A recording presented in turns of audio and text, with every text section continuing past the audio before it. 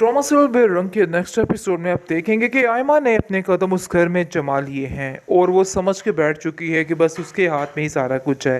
लेकिन वो ये बातें नहीं जानती है कि किस तरीके से बाजी को पलटा जाता है और किस तरीके से सब कुछ होता है। वो नहीं जानती है कि क्या से क्या होने वाला है। असल बात तो ये है कि शहरयार बहुत ज़्यादा प्यार करता है इस लड़की से, यानी कि एमल से, और वो कभी भी इतनी आसानी से उसको नहीं छोड़ पाएगा। ये अगर वो समझ रही है तो ये उसकी बहुत बड़ी भूल है। ये सिर्फ और सिर्फ वक्ती एहसास है जो हो रहा है, लेकिन इसके बाद कुछ भी नहीं है, क्योंकि अभी भी वो मुकम्मल तौर पर एमल को नहीं बुला पाएगा और कभी भी उसके बगैर नहीं रह पाएगा। इस चीज़ का अंदाज़ा शायद उसको नहीं हो रहा है। हर दूसरी तरफ आप देखेंगे कि एनी जो है उसके रिश्ते पे काफ़ी ज़्यादा असर पड़ रहा है, जिसकी वजह से काफ़ी ज़्यादा परेशान है अफान, और कहता है कि आखिर इन सब चीज़ों में मेरा क्या कसूर है। तो बता सकती हो कि आखिर मेरा क्या कसूर है, मेरे साथ ये ज़्यादती क्यों की जा रही है। जिस पर आप देखेंगे कि वो कहती है कि नहीं, मैं तुमसे कोई ज़्यादती नहीं कर रही, अगर तुम ऐसा लग रहा है तो मैं तुमसे माफ़ी मांगती हूँ। बहरहाल आप देखेंगे कि माफ़ी तलाफ़ियों वाले चक्कर शुरू हो चुके हैं और वो समझ रही है, क्योंकि उसकी माँ ने भी इसको समझाने की कोशिश की है कि एनी जो कुछ हो रहा है वो सब कुछ गलत है। मैं नहीं जानती कि इस हक़ में क्या होना चाहिए, यानी कि तुम ठीक नहीं कर रही हो।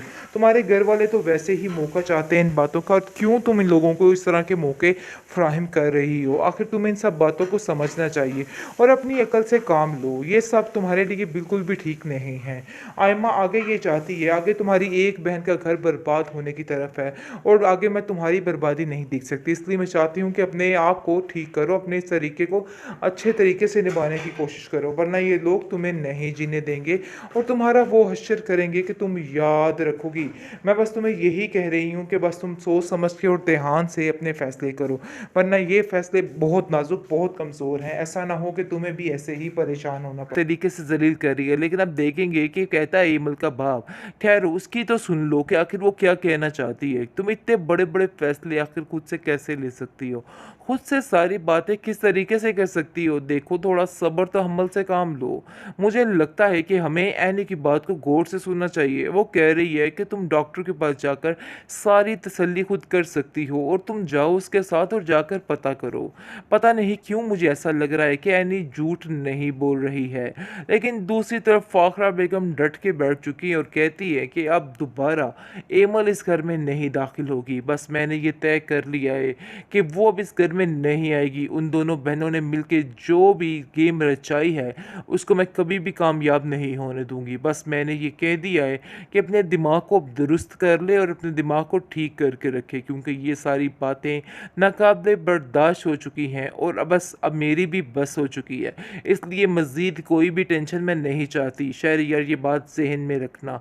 और अब तुम्हारे पास एक और भी तुम्हारी बीवी है और तुम्हें सिर्फ़ और सिर्फ उसका ही ख्याल रखना है, और इस एमल को अपने गले में से उतार के फेंक दो, क्योंकि ये लड़की कहीं भी रहने के काबिल नहीं। और मैं अफ़ान को भी कहती हूँ कि अफ़ान तुम्हें भी अपने आप को ठीक करना होगा और इस लड़की को यहाँ से जाने के लिए कहना होगा, क्योंकि इस लड़की का यहाँ पे रहना बिल्कुल भी सेफ़ नहीं है तो वो उसी की ही बहन। लेकिन अब देखेंगे कि दूसरी तरफ एमल जो है वो एनी के काफ़ी ज़्यादा खिलाफ हो चुकी है और इसको कहती है कि मुझे यकीन ही नहीं आ रहा कि आखिर तुम किस किस्म की बहन हो। काश मैं तुम्हारी बातों का यकीन ही ना करती तो इस तरीके से जलील ना होती।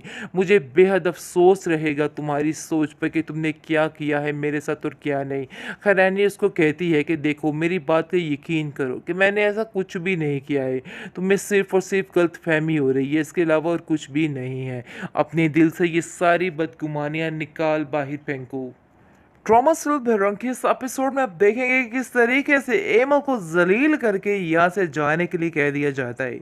लेकिन बेचारी देखा जाए तो एमल का भी कोई कसूर नहीं है, लेकिन शहरयार उसकी कोई बात मानने को तैयार नहीं है। उसने बड़ी दुहाइयाँ दी, बड़ी सफाइयाँ दी कि मुझे किसी बात का इल्म नहीं था, लेकिन शहरयार एक ही बात पर अटका रहा और कहता रहा कि मुझे तुम्हारी किसी बात पे कोई भी यकीन नहीं। आप सब लोग मिलकर झूठ बोल रहे हैं ताकि तुम मज़ीद मज़ीद इधर रह सको और मज़ीद मेरी आँखों पर पानी फेर सको। लेकिन देखो, मैं तुम्हारी किसी बात पे यकीन नहीं कर सकता हूँ। ख़ैर आप देखेंगे कि बेचारी का लाख कहने के बावजूद भी शहरयार ने उसको नहीं रोका है और उसको जाने के लिए साफ-साफ कह दिया है। बड़ी खुश हैं जी बाकी सब घर वाले कि उनका सेक पत्ता जो है वो साफ़ हो चुका है और वो सोच रहे हैं कि जल्द ही एनी भी इस घर से बाहर होगी।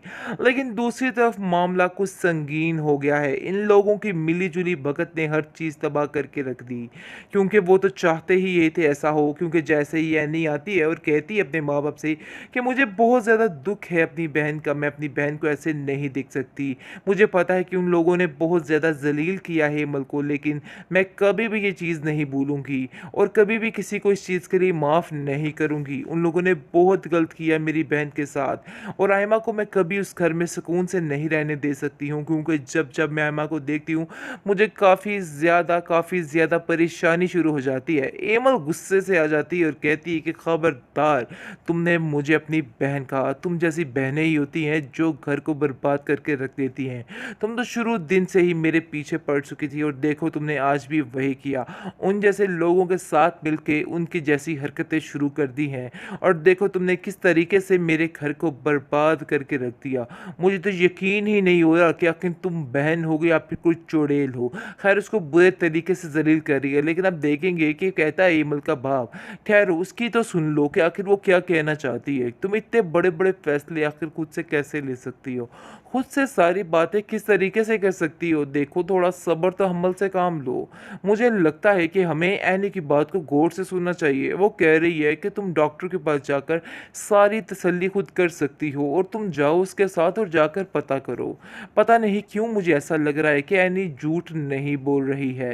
लेकिन दूसरी तरफ फ़ाखरा बेगम डट के बैठ चुकी है और कहती है कि अब दोबारा एमल इस घर में नहीं दाखिल होगी। बस मैंने ये तय कर लिया है कि वो अब इस घर में नहीं आएगी। उन दोनों बहनों ने मिलके जो भी गेम रचाई है, उसको मैं कभी भी कामयाब नहीं होने दूँगी। बस मैंने ये कह दिया है कि अपने दिमाग को अब दुरुस्त कर ले और अपने दिमाग को ठीक करके रखे, क्योंकि ये सारी बातें नाकाबिले बर्दाश्त हो चुकी हैं और अब मेरी भी बस हो चुकी है। इसलिए मज़ीद कोई भी टेंशन मैं नहीं चाहती। शहरयार ये बात ज़हन में रखना। और अब तुम्हारे पास एक और भी तुम्हारी बीवी है और तुम्हें सिर्फ़ और सिर्फ़ उसका ही ख़्याल रखना है और इस एमल को अपने गले में से उतार के फेंक दो, क्योंकि ये लड़की कहीं भी रहने के काबिल नहीं। और मैं अफ़ान को भी कहती हूँ कि अफ़ान तुम्हें भी अपने आप को ठीक करना होगा और इस लड़की को यहाँ से जाने के लिए कहना होगा, क्योंकि इस लड़की का यहाँ पे रहना बिल्कुल भी सेफ़ नहीं है तो वो उसी की ही बहन। लेकिन अब देखेंगे कि दूसरी तरफ एमल जो है वो एनी के काफ़ी ज़्यादा खिलाफ हो चुकी है और इसको कहती है कि मुझे यकीन ही नहीं आ रहा कि आखिर तुम किस किस्म की बहन हो। काश मैं तुम्हारी बातों का यकीन ही ना करती तो इस तरीके से जलील ना होती। मुझे बेहद अफसोस रहेगा तुम्हारी सोच पर कि तुमने क्या किया है मेरे साथ और क्या नहीं। खैर एनी उसको कहती है कि देखो मेरी बात पे यकीन करो कि मैंने ऐसा कुछ भी नहीं किया है। तुम्हें सिर्फ़ और सिर्फ़ गलतफ़हमी हो रही है, इसके अलावा और कुछ भी नहीं है। अपने दिल से ये सारी बदगुमानियाँ निकाल बाहर फेंको।